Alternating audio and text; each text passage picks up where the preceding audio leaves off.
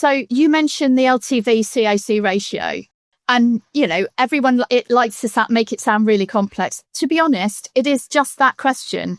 For every pound that you put in, by this point, how many pounds are you going to get back? So it's effectively saying, if I've spent £20 on this order, at the end of 3 years, for every pound I've put in, I'll have £1.45 back. So it starts to allow you to kind of look at something really complex in quite a simple way. The other really huge benefit of LTV, and we've seen this a couple of times with teams, acquisition teams get given volume targets, retention teams get given churn targets.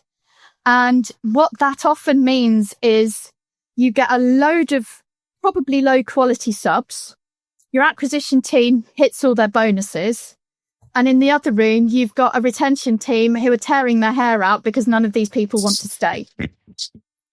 But if you've implemented LTV across both teams, what everyone is then focused on is the quality of the subscribers you're bringing in. Now, that could mean, actually, I can bring in loads of subscribers for a relatively small amount of money. There will be high churn in the first 3 months or so. But if we look at the net cost of bringing a full price subscriber on the file, it's worth it.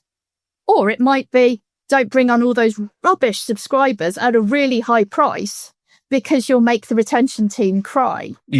It's that balance. And once you've got retention and acquisition working together, you can anticipate planned churn and not freak out because you knew it was coming, because you knew maybe this cohort were a bit cheaper to acquire, but will churn more. And you can go back maybe to using some of those softer offers because you know what's going to happen. And that's, it's a wonderful way of bringing teams together, because equally, if the retention team work out that by, adding puzzles, they're going to add another 1.5% onto retention, that actually gives your acquisition team the opportunity of increasing the amount they're spending on the acquisition in the first place, because actually more subscribers are staying with you for longer.